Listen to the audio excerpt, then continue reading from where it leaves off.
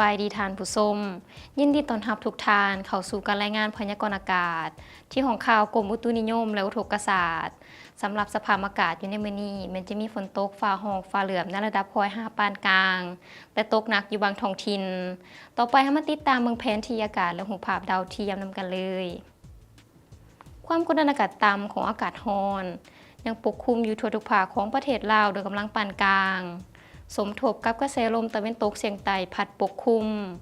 ซึ่งเจ็ดให้อากาศร้อนในตอนบ่ายและจะมีฝนตกฟ้าร้องฟ้าเหลืองในระดับ0.5ปานกลางและตกหนักอยู่บางท้องถิ่นพร้อมมีลมพัดแรงเป็นบางโอกาสอยู่ในแต่ละภาคต่อไปให้มาติดตามเมืองสภาพอากาศอยู่ในแต่ละภาคนำกันเลยภาคเหนือด้านตะวันออกมีเฟือกปกคลุมเป็นส่วนหลายและจะมีฝนตกฟ้าร้องฟ้าเหลืองในระดับ0.5ปานกลางพร้อมมีลมพัดแรงอยู่บางท้องถิ่น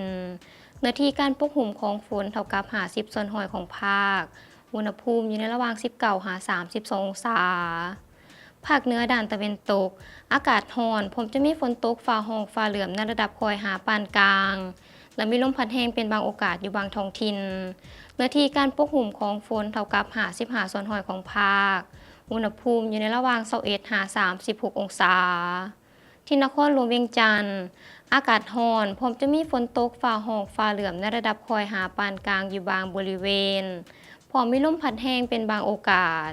เนื้อที่การปกคลุมของฝนเท่ากับ50ส่วนร้อยของพื้นที่อุณหภูมิอยู่ในระหว่าง25-35องศาภาคกลางอากาศร้อนและจะมีฝนตกฟ้าร้องฟ้าเหลืองในระดับ0.5ปานกลางและตกหนักพร้อมมีลมพัดแรงอยู่บางท้องถิ่นเนื้อที่การปกคลุมของฝนเท่ากับ55ส่วนร้อยของภาคอุณหภูมิอยู่ในระหว่าง24-36องศาสำหรับแขวงไซสมบูรณ์อากาศเย็นในตอนเช้าผมจะมีฝนตกฟ้าร้องฟ้าเหลืองในระดับ0.5ปานกลางเนื้อที่การปกคลุมของฝนเท่ากับ50ส่วนร้อยของพื้นที่อุณหภูมิอยู่ในระหว่าง19-33องศา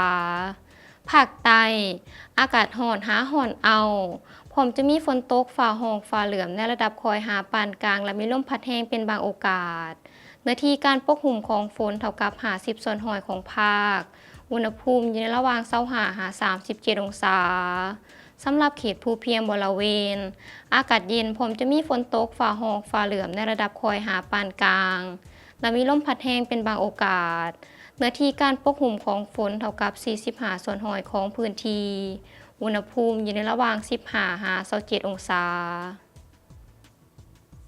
ท่านผู้ชมที่เคารพมาฮอดนี้การรายงานพยากรณ์อากาศก็ได้หมดเวลาลงแล้วท่านสามารถติดตามข่าวสารการพยากรณ์อากาศได้ที่ Facebook และ YouTube ที่ขึ้นด้านล่างนี้สำหรับมื้อนี้ขอกล่าวคำว่าสบายดี